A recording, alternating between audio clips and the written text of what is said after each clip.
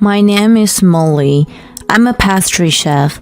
My husband Andy and I got married 3 years ago. His family is very famous. They run a group of restaurants that everyone knows. They mainly deal with seasonings which I use daily. I first learned about them when I went to visit my parents-in-law's house for the first time. I was hesitant to marry into such a respectful family. After all, my husband is the eldest son of the family and has been nominated to be the head of the family. In other words, I will be the wife of the head of the family. Perhaps my anxiety was showing, but my husband said to me, "Don't worry, I will protect you no matter what." He said that and held my hand tightly. However, my mother-in-law seemed to have a very different personality from my husband. Raised by my father, I was a disgrace to the family. With my family background status below her own, I was an insignificant person who deserved to be ignored. Even if you have a son, he won't be the next heir. That's what she told me as soon as we met. The first meeting was the worst.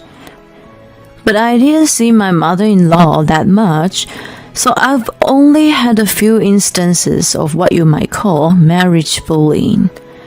But the turning point came. My cake was chosen for the menu of a restaurant owned by my father-in-law. My mother-in-law was very proud of her cake, but it didn't make it past the first round of review. "I don't care since I didn't put my full effort into it." She said so even though I didn't say anything. I wonder if she thinks she could actually beat me, a pastry chef, if she really tried. But after that, she must have felt very bad about losing to a simple parent woman. Her bullying escalated.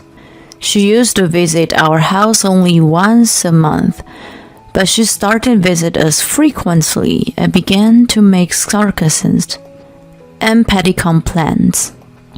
"Molly, there's a hair on the floor.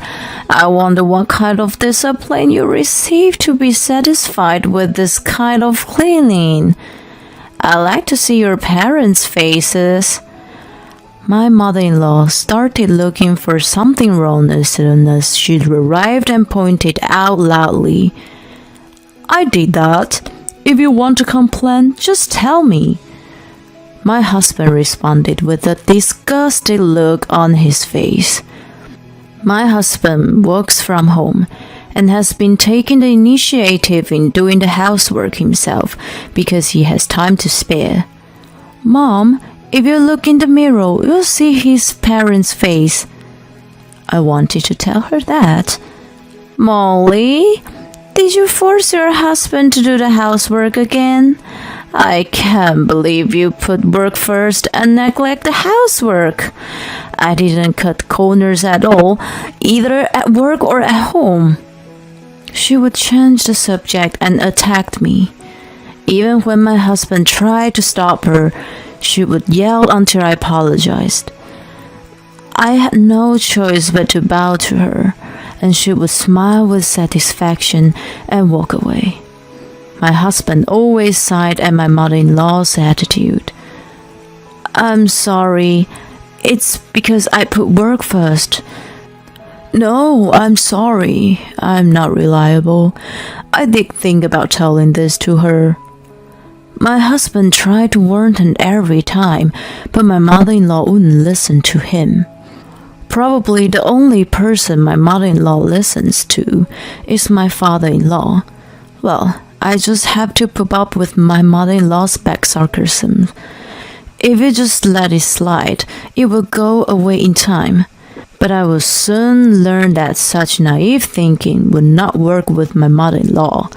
I never imagined that she would do something like that. It was June.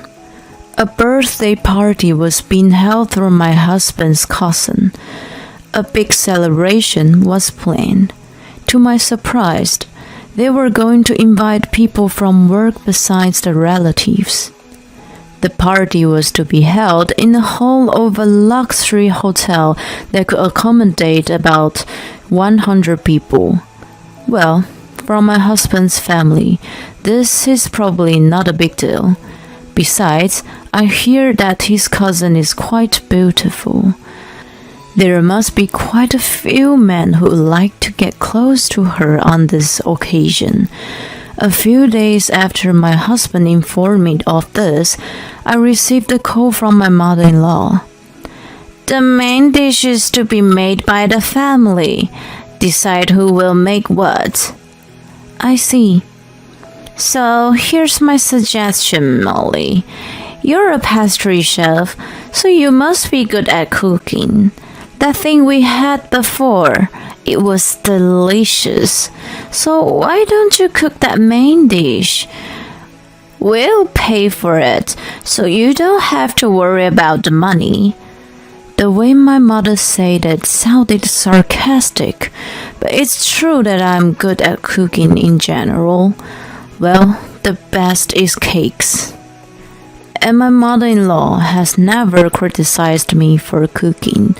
It's the only genre that my mother-in-law never complains about. You know how to bake, so do it right, alright? I won't forgive you if there's any mistake. Before I could respond, my mother-in-law concluded on her own and hung up the phone. I gave up and adjusted my work schedule until the day of the party and started preparing for the cake and the pastry food. Everything went smoothly until the day of the celebration. My mother-in-law must have thought it was very important because she didn't bother me at this time. But I now realize that it was just the silence before the storm. On the day of the birthday party, I received a call from my mother-in-law. The time was 10:30 in the morning. The party starts at 12, so my mother-in-law, who is in charge of the event, must be busy making a final confirmation of the venue. I wondered what she wanted, but ignoring the call was too much trouble, so I decided to answer the phone. Oh, Molly, I checked the food. I can't believe you're going to serve that trash. I'm sorry, but I threw it all away. I couldn't understand what was going on, so I just replied with an indifferent, "Oh, I see." Excuse me, I'm at work right now. I was in the middle of rushing to get some urgent work done in time for the celebration. I didn't have time to listen to my mother-in-law's nonsense. I told you I threw away all your food. We don't have time. We are starting at 12. Get on and cook it over. I don't understand. Could it be that my mother-in-law doesn't know that I switched my responsibilities today? Yes, I had family members take my responsibility except the cake in order to take care of an urgent request. My cake was scheduled to be delivered an hour before the event started, so the cake at the venue, at least, was not prepared by me. Of course, my mother-in-law doesn't know that. So, to harass me, she threw away all the dishes and is trying to make me make them over again. There's no way a big cake can be made in few hours to begin with. I guess she wanted to humiliate me in front of everyone. I had no choice but to tell her everything, because if I didn't, it would cause a lot of trouble for my husband's relatives. Mother, please listen to me carefully. I'm in the kitchen. I've been here since this morning. I've been baking a cake to fill an urgent order. That's why I'm not in charge of the main dishes. The main cake was to be delivered later. I said slowly and gently, as if I was talking to a child. You are lying. How could that be? Finally, realizing what was happening, my mother-in-law began to panic. What are you going to do? We don't have much time left before we start. You have to do something. It's your fault for not telling me, or else I'm going to say that you threw it away. My mother-in-law is talking crazy things, but it will ruin my reputation as a pastry chef if she blurted out that I threw away the food. I had no choice but to leave the urgent work to my staff and rush to the venue. But there was a traffic jam, and it was a little after 11 o'clock when I arrived at the venue. I had called my husband and explained the situation to him, so when he saw me, he came rushing up to me with a pale face. Apparently, the food didn't make it in time. The food was in the waiting room, but the main dish was missing. So I went to the kitchen and there was a sink full of food. And then I walked in. It was like a funeral. Some people were even saying that they had no choice but to cancel the birthday party. My mother-in-law, in dire straits, said, Molly threw it away. Of course she did. As soon as she saw me, she treated me like a culprit. I could see this coming, so I had made a request to my husband. I'm sick and tired of dealing with my mother-in-law. I'm going to put an end to all this today. Molly, what have you done? You're such a terrible person for interrupting someone's celebration. She yelled at me. My husband's relatives who had heard the commotion were all around, and they all turned on me at once, believing what she said. But I didn't throw away the food. I corrected. My mother-in-law was quick to say, Who else but you? How dare you ruin this celebration? I can only think of you, brought up by a single parent. I was at work all morning. I'm sure our staff can attest to it. And you, mother, was the one who called to me that you thrown away all the food, wasn't it? I would never say that. That's why single-parent children... I wonder what kind of education we received to put the blame on others. My mother-in-law was a tragic heroine, appealing to everyone around her that she was the victim. My mother-in-law, who had been in the family for more than 20 years, was more trusted by the relatives than me, who has only been a member of the family for a few years. I could feel the report focused on me even more. Well, I guess we should check the security cameras in my store. I'm sure I can prove my alibi. Then it would be clear that my mother-in-law was lying. I was determined to fight back, but I asked Molly to do my work. I went directly to Molly's workplace. The voice was my father-in-law. I asked my husband to call my father-in-law. He is a busy man, so there was a good chance he could refuse, but my father-in-law seemed to agree. My husband is relieved that he succeeded in his mission. Because of my father-in-law's words, the suspicion that had been directed at me began to focus on my mother-in-law. So, Molly, I'd like to hear more about what you said about the phone call earlier. She tasted the food, and because it was like trash, according to her, she just threw everything away. She told me to make it over again.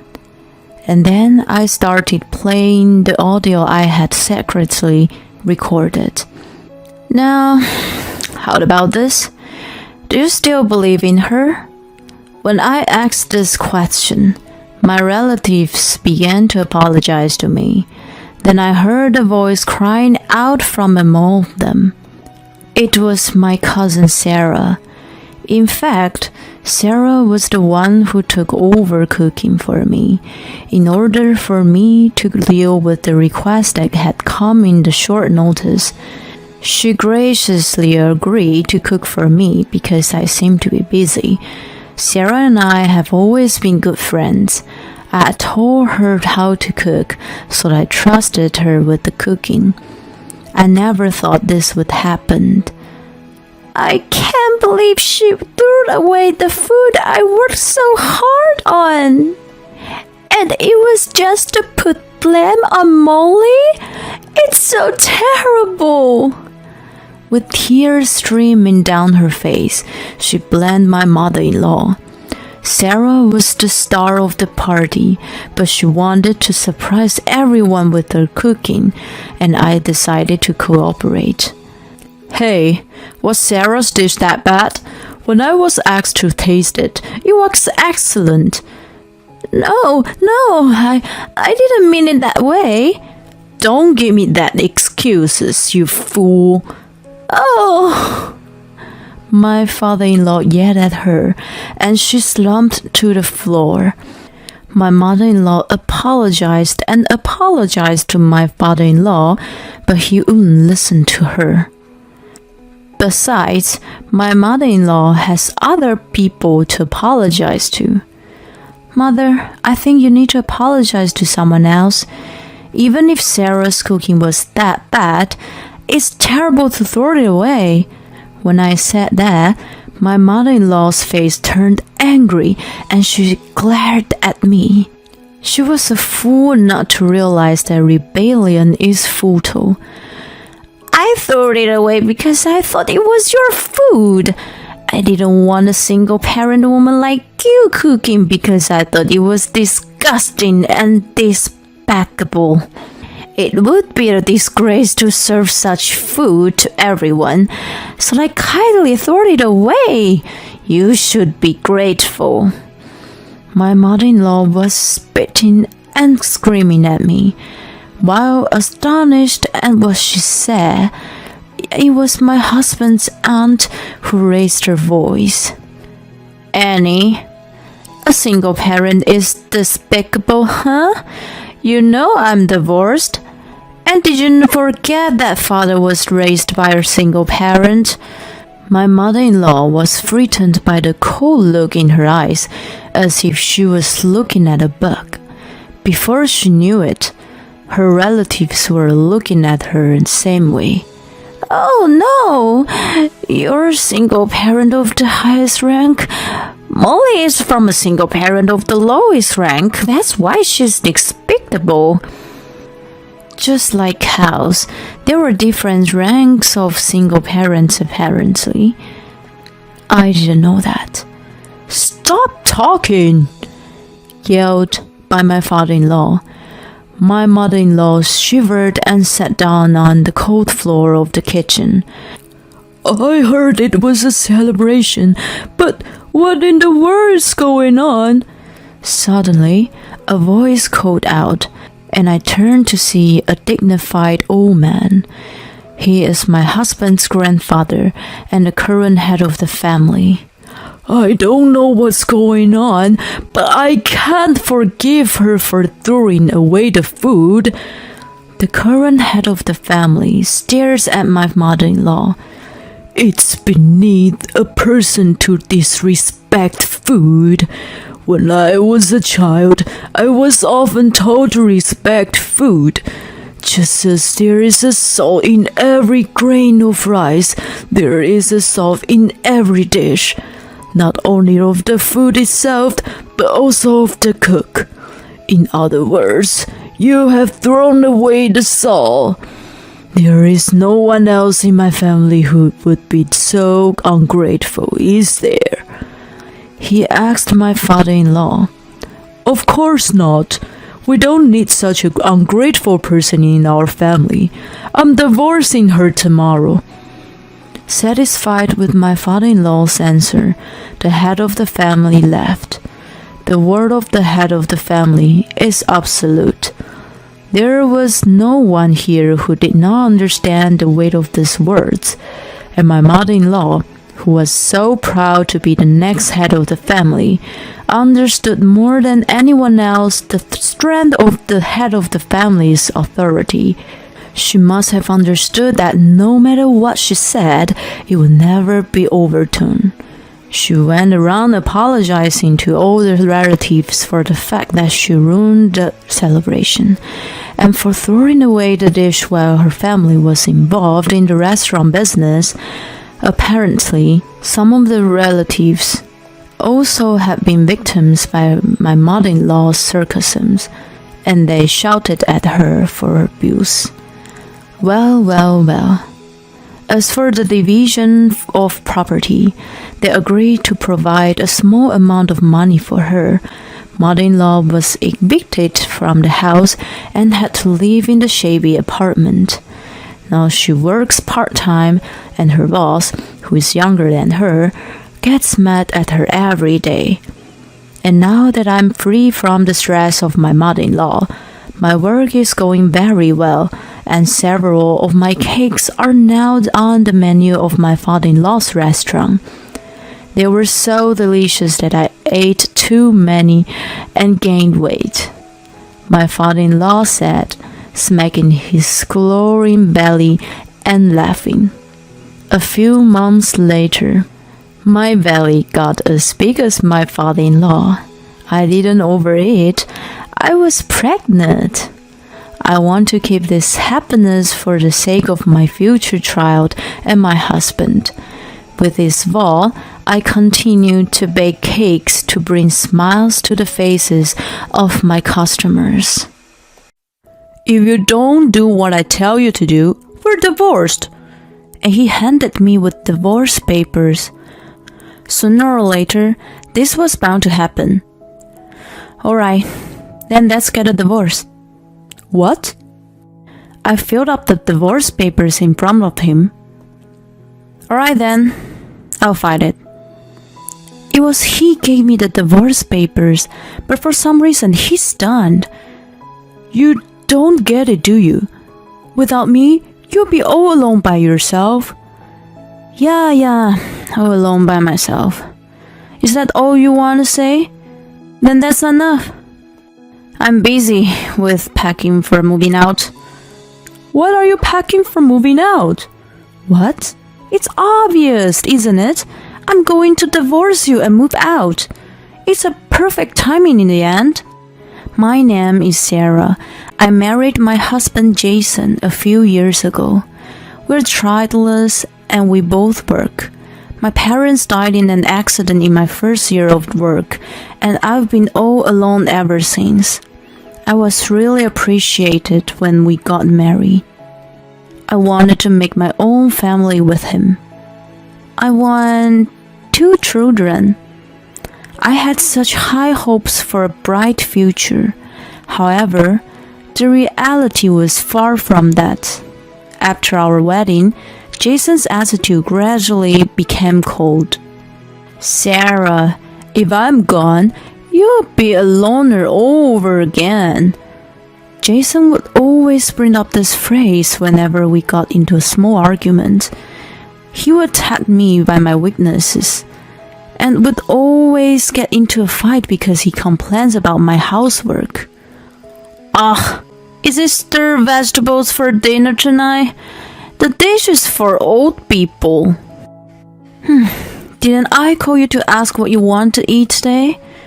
You said whatever.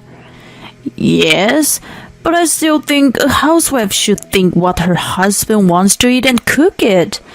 I was in the mood for paella today. Then say so. You should know without asking. You'd complain no matter what I cook. What? What did you say? I work just as hard as you do, and I'm the only one who takes care of the housework. Don't talk like that. You said before we got married that you like doing housework. It's true, I like it, but If you're always complaining about it, I don't want to do it anymore. I see. What? No, I just thought you were being cheeky. Cheeky? If you're making that comment, it means you think less of me. I don't like that about you either. You're always reading into things. I don't want a wife who talks down to me like this. Here we go again. Next, you just start shaking up the fact that I'm alone in the world. And then another synonymous statement from Jason that he always says, well, maybe having kids will make your loneliness go away. Maybe it's time for us to have kids too. Jason never forgets to say this after an argument. When we just got married, I wanted to have a baby right away. But early on in our marriage, the husband who had been so kind to me was gone. Now that he has turned into the man who just complains, I'm hesitant about having children with him. It's true that I have no other relatives than Jason, but before I married him, I was living on my own. I have enough money to save. I'd rather not go back to being alone, but there are times when I would rather go back to being alone than have Jason threaten me. If I had a child, I would spend the rest of my life being abused by him, and he would abuse me in front of them. When I think about it, I just can't help it. I couldn't move forward with Jason, but he didn't like this either. Before we got married, you said you wanted kids right away. So why are you so reluctant about having a baby after we got married? This is fraud, isn't it? If that's the case, why don't you make me feel comfortable to have kids? Huh? Are you going to complain about my cooking even in front of the kids like that? And complaining about my housework? Or about the way I fold the clothes? I'm not complaining. I'm just saying what I think. That's just how it sounds to you because you're pessimistic. I guess your personality gets distorted if you don't have parents in your childhood. That's what I'm saying. What do you mean? You're making a fool out of me. I'm not making a fool out of you. Jason replies with a goofy grin. The look on his face is the best proof that he's making a fool out of me. And to top it off, there's my mother-in-law. Any grandchildren yet? That's what I'm always asked when I visit my parents-in-law's house. That's right, you should tell her too. She's not helping at all. Sarah, what's going on? My mother-in-law stares at me. I couldn't say anything. Well, I guess there are things going on. Jason, you should talk it over with Sarah. I talk to her all the time. But this woman... Don't call her this woman. Just make sure you and Sarah talk it out, okay? Okay, I understand. My mother-in-law doesn't talk too much. She's been living alone ever since her husband died. She's not a bad person, but she's always saying, any grandchildren yet? And it's really tough on me. I can tell she's really looking forward to it, so I could never tell her that. I'm not sure if I want to marry your son because of his personality. I had no choice but to keep my mouth shut. Then my mother-in-law had an accident. I got a call from Jason and left work early to rush to the hospital. I guess I arrived early than he did. I'm sorry for disturbing you. Mother, are you alright? I'm fine.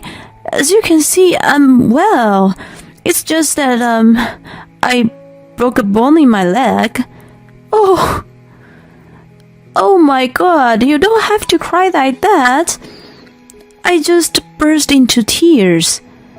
I'm sorry. I was afraid I might also lose you by an accident. I was so worried on the way here.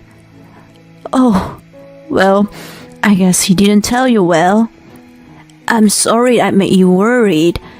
I'm sorry you had to remember what happened to your parents. This was the first time my mother-in-law and I talked about a lot of things. You should go home now. No, but I'll wait for Jason to come. I'll go home with him. Then my mother-in-law sighed. He's not coming, so you can just go home. That's not true. I'm his mother, I know. It's sad, isn't it? And my mother-in-law was right. He didn't show up even after visiting hours. When I came home, he was watching TV. What are you doing? What do you mean? You called me to tell that your mother had an accident today, didn't you? So why did you come to the hospital? Oh, I thought you were going. One is enough, right? She's alive anyway, right? Then it's not a big deal. She's the only mother you have, right? Shut up. Just make me some food. I'm hungry. You haven't eaten? Of course not. Why should I spend my own money when you're going to cook? I am not doing it. I'm not cooking. I'm going to bed. Don't you dare talk to me like that. You know, if you made me angry, you'll divorce me, right? Then do it. I was hungry, but I was so annoyed by what Jason said and did that I stayed in the bathroom, determined not to cook a meal for him. The next morning, I woke up and he was already gone, and from that day on, he never came home. I guess he was hiding out at his parents' house. I just left him there. After work that day, I rushed to the hospital where my mother-in-law was. I didn't tell her about Jason. I didn't want to cause unnecessary worry to my mother-in-law, who was in the hospital. I went to visit her every day while she was hospitalized. Thank you so much, Sarah. I know you and Jason are not getting along. Thank you so much for looking out for me in that situation. I'm sorry. You don't have to apologize. I could imagine what happened when we know that you didn't want to have kids. He must have done something to you. I didn't know what to tell my mother-in-law. All I could do was keeping silent. A woman's intuition can be right. He's the one who made you worry about having children, so it's okay now. I was looking forward to having a grandchild too, and I drove you into a corner by asking you over and over again. I'm sorry. I'm sorry I couldn't live up to your expectations too. It was just as we were having this conversation that the doctor told us that the treatment would take more time. But she's about to discharge it from the hospital. She lives alone. She will need someone to help her until her legs heals. So I came forward to help her. I talked to the company about it, and they gave me permission to work remotely on a limited timeline. When I told my mother-in-law about it, she felt sorry for me to go through that, but I persuaded her strongly. On the day of the discharge from the hospital, I picked up my mother-in-law and arrived at my in-laws' house, but it was awkward to see Jason. He should still be at work at this time. I was supposed to meet him at night, and as the evening approached, I felt uncomfortable. My mother-in-law is looking at me strangely. Actually, we had a bit of fight with Jason, and he left the house, so we'll be seeing each other for the first time in a while today. My mother-in-law is looking awkward. See each other where? This is the only place I can think of where he would go. Then my mother-in-law's face turned stern. I see. I'm sorry. Why are you apologizing? Jason is your precious son. I'm sure you're uncomfortable with the fact that I blamed him for our quarrel. No, not at all. He's the kind of boy who never comes to visit me. What? He never came to visit you? No, never. I was mortified. My mother-in-law was in the hospital for 2 weeks, and he didn't visit her once during that time? What an asshole. Well, he's not a sweet boy, is he? Well, you mean... Sarah, I need you to calm down and listen to me. He doesn't have a key to this place, so he is not here. That means... It's okay, I have an idea. Let's talk about you and me first. And then my mother-in-law made me a surprise offer. A week passed, and I was back in the house where I lived with Jason, packing my bags. As I was packing my bags, I heard the front door open. Oh, just in time. I wanted to talk to you. I'm busy. How's Mom doing? Why don't you come see her for yourself? Huh? You're the one taking care of her, so I don't have to go. I mean, you're the one who's supposed to be taking care of Mom. If you don't do what I tell you to do, we're divorced. And he handed me with divorce papers. Sooner or later, this was bound to happen. Alright, then let's get a divorce. I filled up the divorce papers in front of him. Alright then, I'll fight it myself. Jason was the one who gave me the divorce papers, but for some reason, he's done. You don't get it, do you? Without me, you'd be all alone by yourself. Yeah, all alone by myself. Is that all you want to say? Then that's enough. I'm busy getting ready to move out. Why are you getting ready to move out? What? Oh, it's obvious, isn't it? I was going to divorce you and move out. It's a perfect timing in the end. Then who will take care of Mom? Don't worry, I'll be there for your mother. Ha ha! You are an idiot. You know what? You won't get your inheritance by sticking up for my mom. When Mom dies, I'll be the one to get the inheritance. I'm the only son.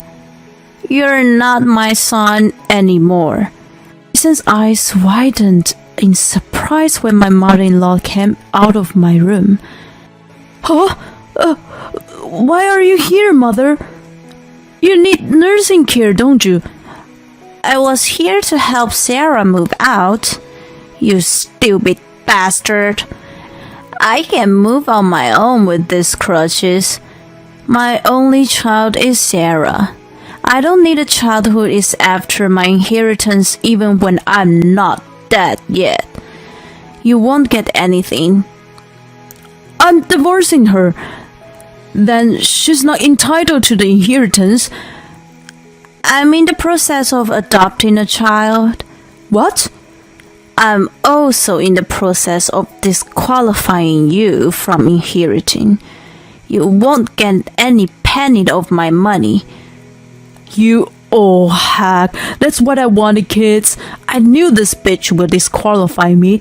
If I have kids, the grandchildren will be entitled to Mom's inheritance. I told you, we needed kids as soon as possible. You're really hopeless. You're an idiot, more than anyone can imagine. If you have a child, I'll disqualify that child from inheriting again. Fuck you, you old bitch. Jason tried to grab my mother-in-law. I quickly pushed him away, pulled my mother-in-law by the hand and left the house. Hey, are you his wife? A strange woman was standing in front of our house. Oh, it's you. You're the one he's having an affair with. What? Well, for now, did you write the divorce papers? Please get out of this house as soon as possible. I see. So Jason had rolled into this person's house. I was surprised by the woman's sudden visit, but I had zero feelings about Jason's affair. I was rather excited that I could get alimony for this. And then Jason came after us. He flinched when he saw the face-to-face with his girlfriend. You're the one who made her wait here. So, you were having an affair. Thank you. I'll make sure I get my alimony. Jason stood there stunned. My mother-in-law and I get into the car and drove away with him standing there. Then we went to the city office and filed the divorce papers. After that, I demanded alimony from both of them as I had declared. They made excuses, but their intense relationship was easily exposed through the free-spirited girlfriend's social media. They both transferred large sums of money to me. The cheating partner was after my mother-in-law's inheritance. She disappeared from my ex-husband's life as soon as she found out that he was not going to get his inheritance. I guess they were very much alike, both after money. And Jason came to my parents-in-law's house many times to try to get back together, but his mother refused to see him. I blocked his contacts early on, so he couldn't call me. A couple of times he called me from an unknown number, but I don't have to deal with unknown number. Since then, my mother-in-law's leg has recovered completely and she is doing very well with no after effects. I'm very grateful to my mother-in-law for suggesting to stop me. And now, several years later, I'm still enjoying my life with my mother-in-law. I'm no longer alone. We can be a royal family if we care for each other, even if we are not connected by blood. I will continue to spend my life with my mother-in-law, my mother. It's unforgivable to take your wife's witness and do whatever you want to her. And his reason for wanting to have children are terrible. He will never be happy. I hope Sarah and her mother will be happy in the future. Thank you for watching. Please subscribe to our channel if you like. See you in the next video.